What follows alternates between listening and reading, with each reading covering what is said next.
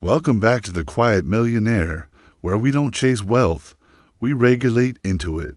Ever notice how even rest feels like failure? Your laptop shuts, the emails stop, your body is in the chair, but your jaw stays tight. You're supposed to be done for the day, but underneath, your system is humming like a fridge always on. Ever feel like slowing down is more terrifying than burning out? Like the idea of a quiet Saturday, no fires, no deals, just makes you itch for something to prove. Or maybe you wonder why urgency still runs your mornings, even when you know better. Maybe you read the books, buy the courses, swear you'll wake up calm. But your first breath is quick. Your shoulders rise before your feet hit the ground. Let that land. Today, we're not talking mindset.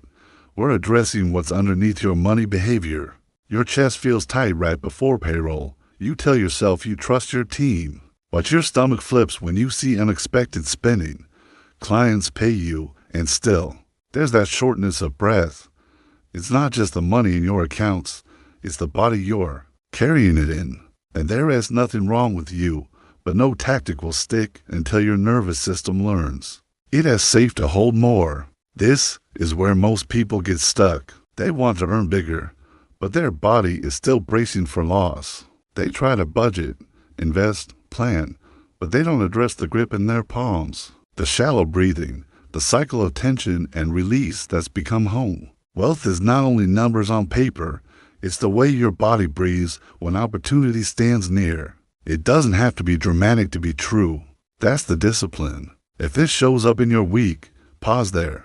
Don't run. Notice. Trace the script, because here, we are not pushing for more, we are listening for the signal. Is your system ready to feel what it is asking for? Here's the sabotage pattern. You've been treating your body like an engine that's never allowed to idle, always pushing for that next checkpoint. You call it progress, but underneath, you know what it's really costing you. Most people have normalized burnout so deeply they don't even recognize the signals anymore. You're checking Slack at dinner telling yourself you'll catch up, just 5 more minutes. You bring your phone into the shower, letting notifications leak into the one place you should be letting the steam settle you down. You apologize for a day off, like permission to rest needs an invoice or a reason. That's not discipline. That's vigilance running on fumes disguised as hustle. Safety isn't what follows achievement. Your system was wired for survival, and that's what it knows best. It tallies every late night, every time you push through and call it resilience. There's a body memory here. Urgency feels safe. If you slow down too long, old fears creep and maybe the money will vanish. Maybe you'll get left behind. You hustle for peace, but peace never shows up in the spreadsheet. It just gets postponed. It's like trying to carry water in a cracked vessel. No matter how hard you work to fill it, you watch it leak out along the seams you refuse to repair. The cracks are learned unsafety. The vessel is your body, your nervous system. Every time you sprint without pausing, another fracture shows up. Doesn't matter how much water you bring in if you can. Hold it. You can't keep it. Let that land. This is where most people get stuck. They double down on output when their system is already strained. They think the fix is more efficiency, more planning, more structure, more apps. But if the foundation is anxious, the structure just magnifies the instability. Your sleep doesn't feel earned. Your bank account looks safer, but your body still expects the next emergency. No amount of discipline or optimization will patch a vessel built to leak. Most entrepreneurs don't need more power, they need to be trusted by their own system. Take a breath, let yourself see how often you've rewarded exhaustion and called it excellence. The body remembers every withdrawal you make. Unsafety is not a flaw, it's a learned pattern. When you name it, you begin to unwind it. The work isn't to add more. The work is to reorient. This isn't theory. This is your nervous system adapting. Now that we see it, let's shift. Let's flip this. The first shift is not about fighting worry or muscling through discomfort. It's not even about changing your thoughts. It's about what your body is doing when money enters the conversation. That old push in your chest, the tightening jaw, the restless need to take action now. That's the habit. That's what most people never challenge. Try this instead. Next time you face a money decision, big or small, put one hand on your chest. Let your shoulders drop. Feel that. Notice if your mind wants to move fast or your fingers tighten.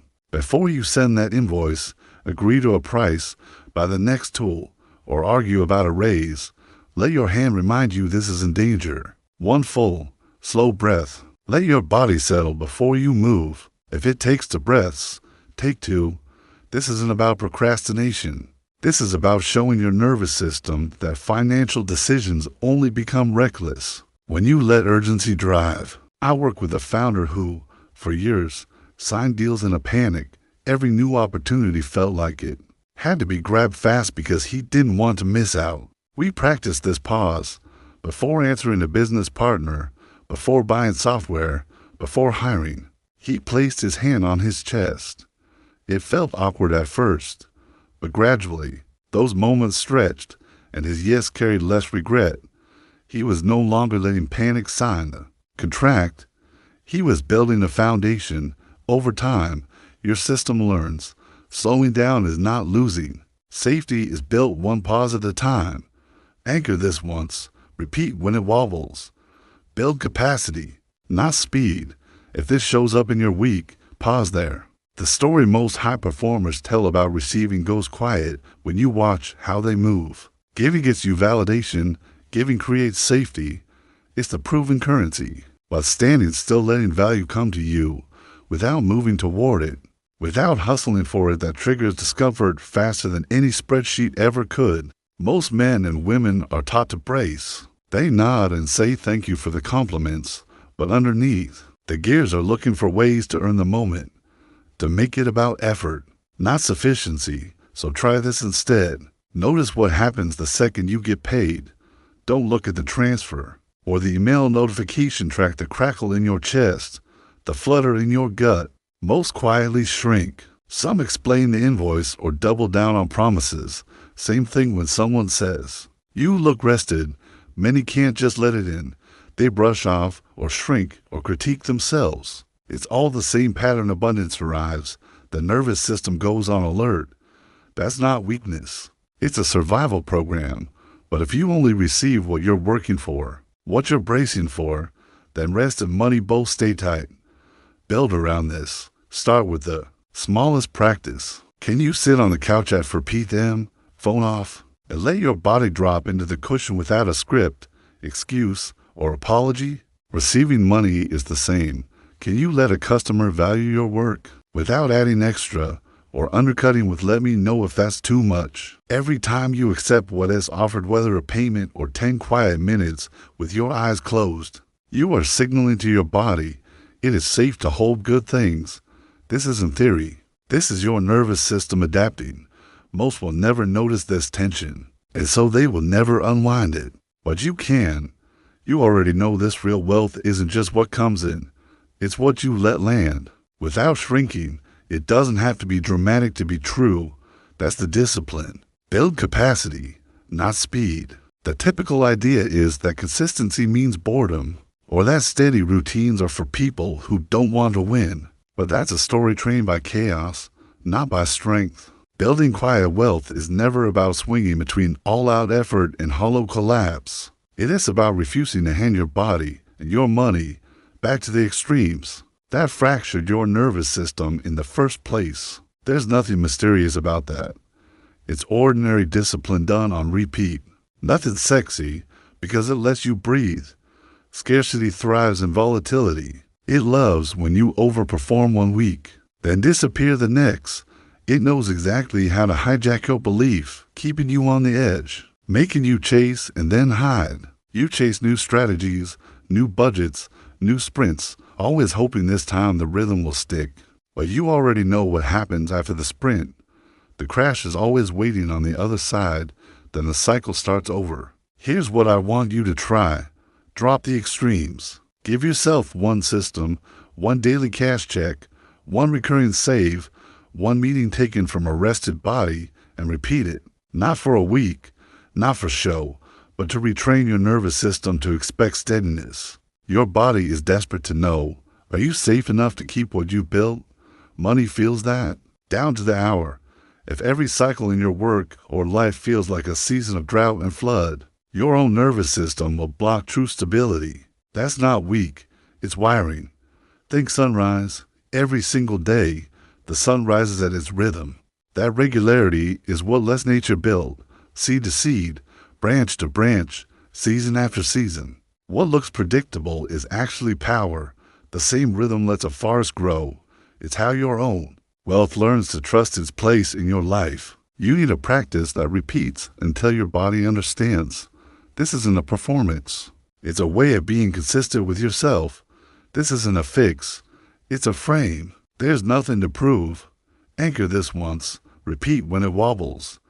Build capacity, not speed. You already know this. When urgency leads your financial decisions, nothing feels safe. So, the work is steady. The shifts are patient and not dramatic. Stillness before response. Openness. When you want to shrink, structure. Even when the world says go faster.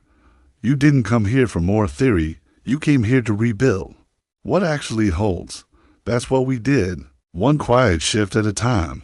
You learned to pause instead of react. You learned to open instead of contract. You learned to create rhythm that replaces volatility. None of this requires perfection, only repeat capacity. That's the discipline. Here is what I want you to try. Next time you are about to transfer money, plan an investment, or answer an invoice, set a timer for 30 seconds. Set no device, no checklist. Just let everything settle. This isn't meditation. It's establishing a new default. It's giving your nervous system a signal that wealth isn't a threat. Most people skip this. Don't. These are the anchors. Say them out loud if you need to. I allow stillness to guide what I do. I protect my sense of enough. I receive money as part of my environment. I create certainty, not drama. I slow down without guilt.